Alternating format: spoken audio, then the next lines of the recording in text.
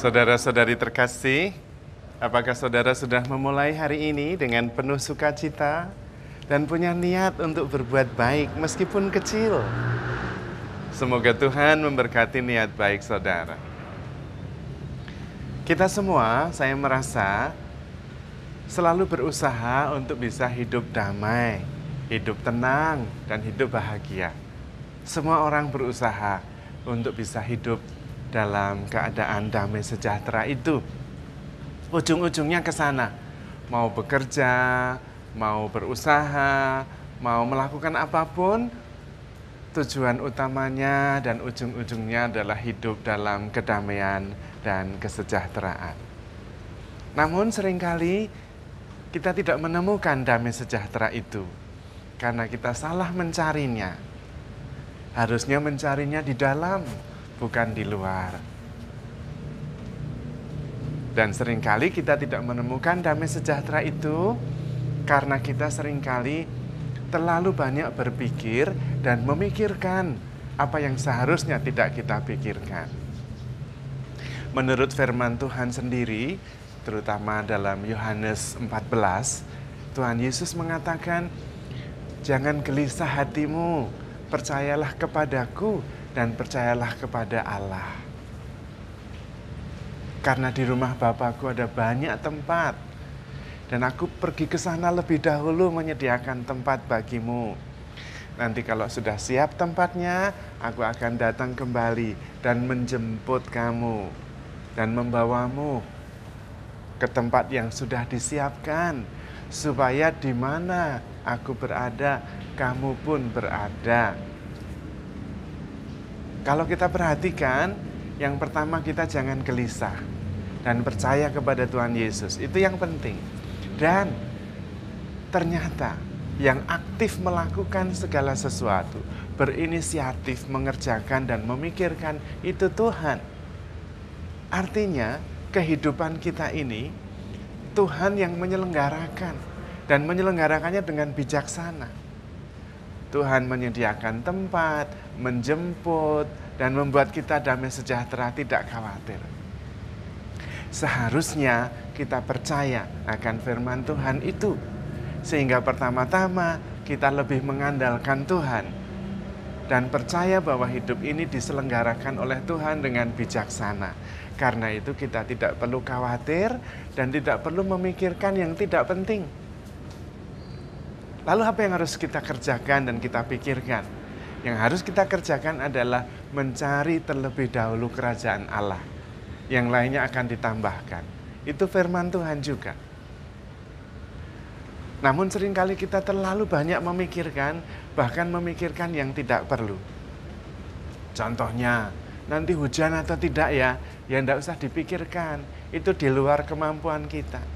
Hujan biarkan hujan, begitu saja.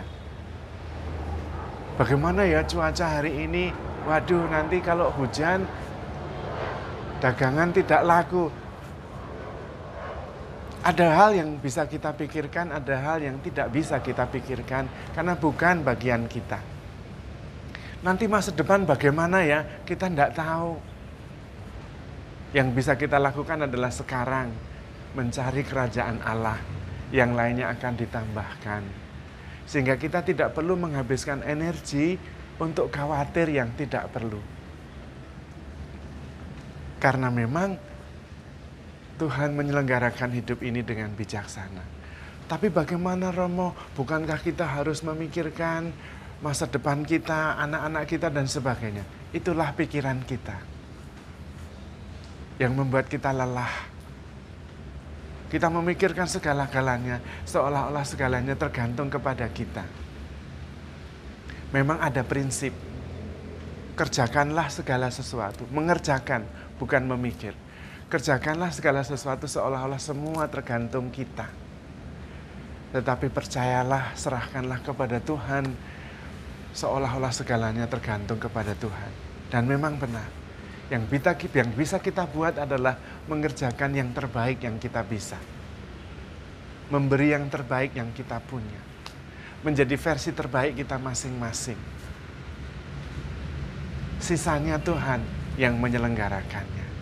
Kalau kita mengusahakan yang baik, Tuhan akan menyelesaikannya dengan baik dan memberikan yang terbaik. Itu saja keyakinannya. Kita diminta menjadi seperti anak kecil.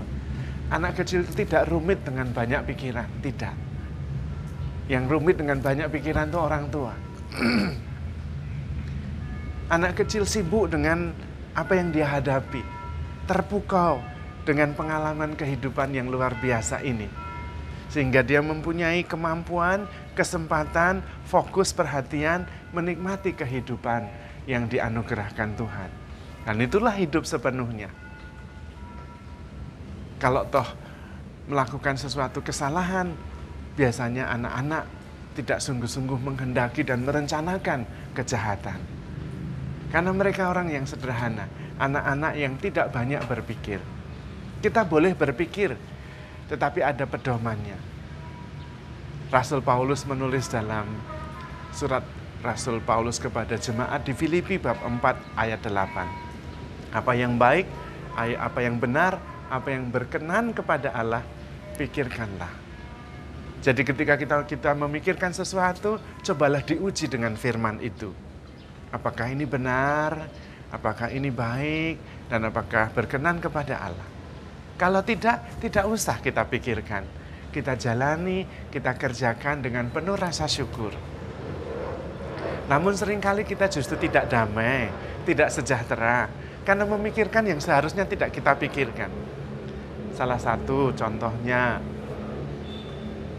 membicarakan urusannya orang lain. Nah itu kan tidak penting sama sekali. Menghakimi orang lain, ngomongin kejelekan orang. Nah itu kan nambahi pikiran. Yang sebetulnya hanya membuat kita tidak damai. Dan juga seringkali kita keliru mencarinya. Mencari kedamaian itu tidak di dalam tapi di luar. Itu terbukti kalau ada pertemuan saudara, pertemuan kenalan, teman sekolah, apalah judulnya, reuni atau imlekan atau apa saja, nanti yang dibicarakan adalah pekerjaanmu apa, jabatanmu apa, anakmu sekolah di mana. Nah itu ukurannya kan ukuran dunia ini semua. Dan itu bisa berubah kapan saja. Status itu ada masanya. Keberhasilan itu ada saatnya. Hidup itu terus berganti, kadang di atas, kadang di bawah. Lah kalau bertemu, lalu ukurannya adalah status, jabatan, kepemilikan, ya kita menjadi tidak damai, tidak sejahtera, itu pasti. Dan itu tidak perlu. Karena kemudian kita kehabisan energi untuk hidup berdasarkan status yang diharapkan oleh masyarakat. Hidup berdasarkan pendapat orang. Padahal yang paling penting adalah menyangkal diri, memikul salib, mengikuti Tuhan. Dan memproses seluruh peristiwa rohani di dalam batin. Supaya kita bisa merasakan kasih Allah yang tak terbatas.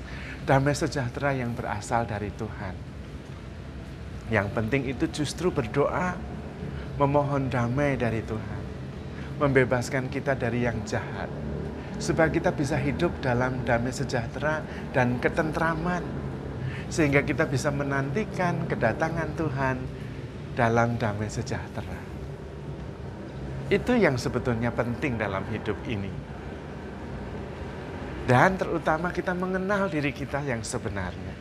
Karena kebanyakan di antara kita merasa mengenal diri, padahal yang dikenal adalah apa yang saya pikir diri saya, bukan diri saya sebenarnya. Contohnya ketika ketemu dengan teman-teman, reunian atau apa tadi imlekan itu, yang menjadi pertanyaan adalah sekarang kerjaannya apa, usahanya apa. Nah itu kan semuanya bukan diri saya, status, peranan, itu bukan diri kita. Diri kita yang sebenarnya selalu dalam damai sejahtera bersama Tuhan. Karena peranan status itu suatu ketika akan hilang, silih berganti. Tetapi diri kita, saya, Anda, selalu ada dan sama. penuh utuh bersama Tuhan.